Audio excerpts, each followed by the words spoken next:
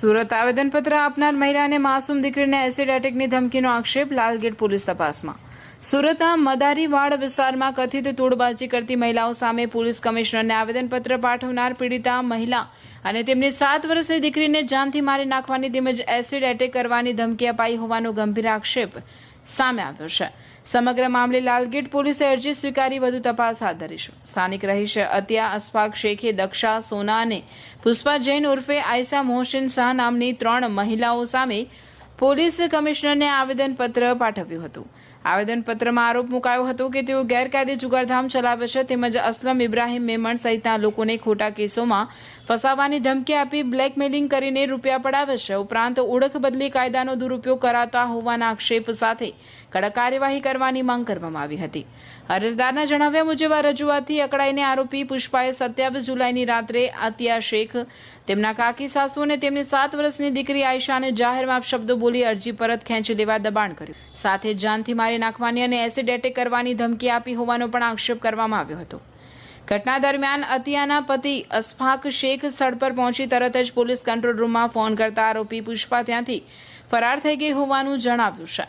અરજીમાં વધુમાં એવો પણ ઉલ્લેખ કરવામાં આવ્યો છે કે અગાઉ કિન્નર સમાજ દ્વારા પણ આ મહિલાઓ સામે રજૂઆતો કરવામાં આવી હતી તેમજ જુગારધામ બંધ થયા બાદ તેમણે પોલીસ અને નિર્દોષ લોકો સામે પાયા વિહોણી અરજીઓ કરવાનું શરૂ કર્યું હોવાનો આક્ષેપ છે।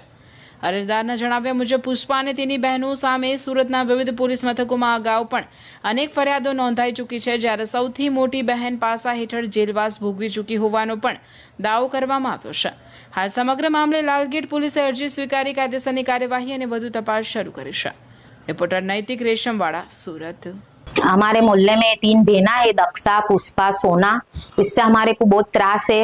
हमारे एक साथ लड़ाई झगड़े घड़ी घड़ी करती है, मेरे पापा के पास आती है ने घड़ी घड़ी पैसे की मांग करती है।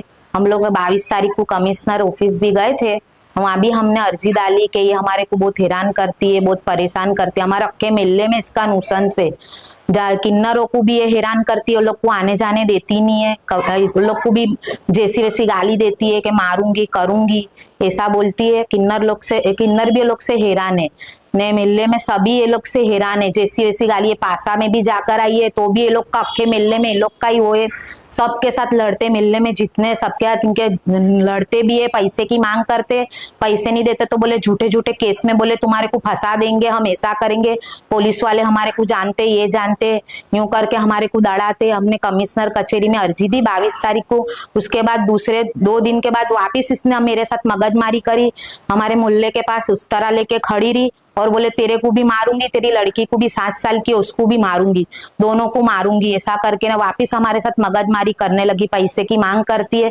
तुम पैसे नहीं देंगे तो मैं झूठे केस में बोले तुमको फंसा दूंगी ऐसा बोलती है। हम यही पुलिस वाले से हमारे को यही अपेक्षा है कि जैसे लालगेट पुलिस वाले हमारी सुने, और वो लोग ने हमारी सुनी भी है। मैं गई लालगेट पुलिस स्टेशन पे, पीआई को भी मैंने बोला तो बोले हाँ कुछ नहीं, हम लोग ऐसा होएगा तो देखते। उन्होंने हमारे को अच्छी रीत से बात भी करी और हमारी अर्जी भी ली है।